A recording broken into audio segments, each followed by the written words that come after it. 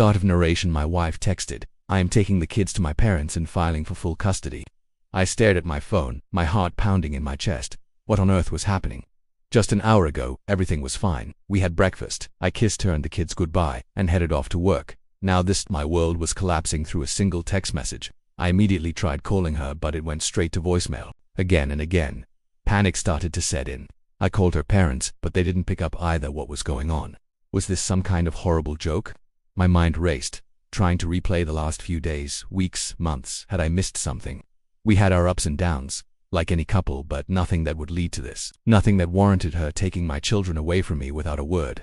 My boss saw the state I was in and thankfully let me leave for the day. I drove home, my hands shaking on the steering wheel. The house was eerily silent. Her car was gone. I walked into the kids' rooms and my heart shattered. Their favorite toys, their little backpacks, clothes, all gone. It wasn't just a threat. She had really left and she had taken them. I sat on the edge of my son's bed, holding his little stuffed dinosaur, and just broke down. The feeling of helplessness was overwhelming. Why would she do this? Why this way? Why wouldn't she talk to me? The woman I loved, the mother of my children, had just ripped our family apart through a text message, and I had no idea why. That evening, I got a call from an unknown number. It was a lawyer. He informed me that my wife, Sarah, had retained his services and was officially filing for divorce and sole custody. He advised me not to contact her or the children directly, and that all communication must go through him. It was cold, clinical, and brutal. He used words like irretrievable, breakdown, and unfit environment. Unfit.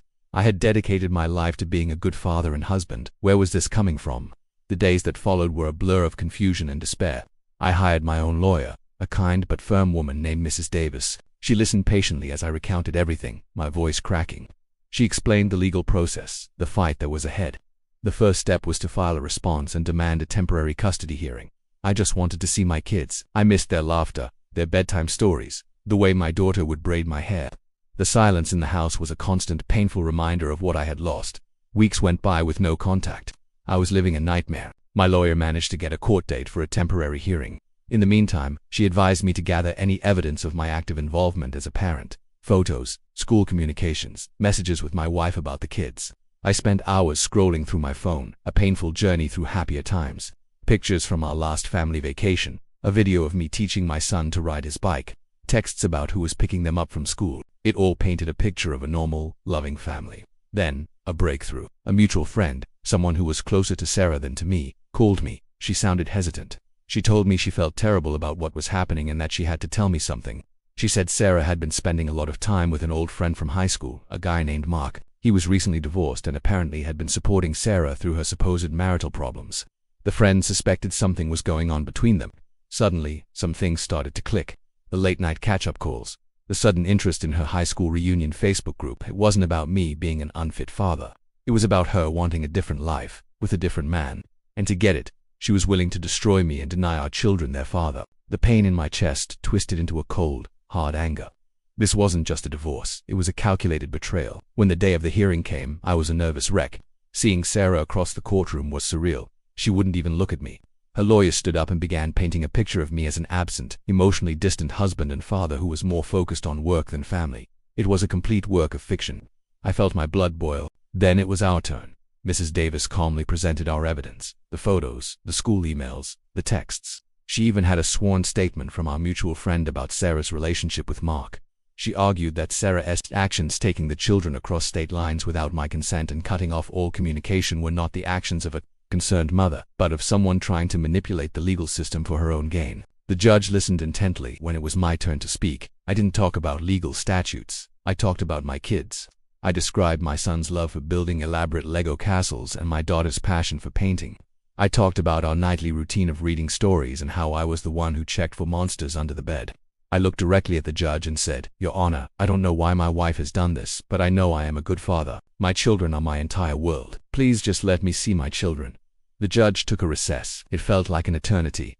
When she returned, her expression was stern. She looked at Sarah and her lawyer and said she was deeply concerned by the way this situation had been handled. She stated that taking children and cutting off a parent without evidence of immediate danger was unacceptable.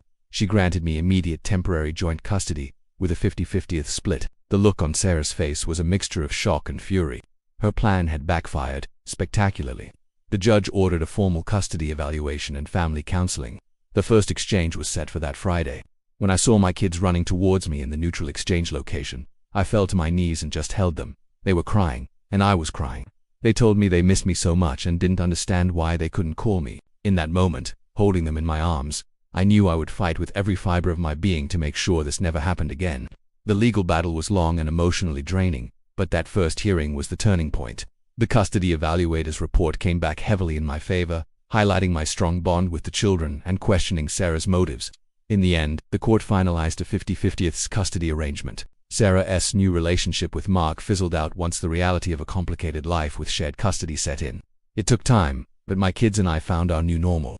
Our bond is stronger than ever. The betrayal still stings, but I've learned that you can't control other people's actions. All you can control is how you react.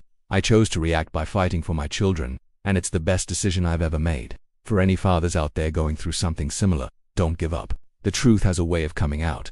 Fight for your kids. They need you. Thank you so much for listening to this story. If you have a story of your own you'd like to share, feel free to leave a comment below. And if you enjoyed this video, please give it a thumbs up and subscribe to the channel for more content. We'll see you in the next one.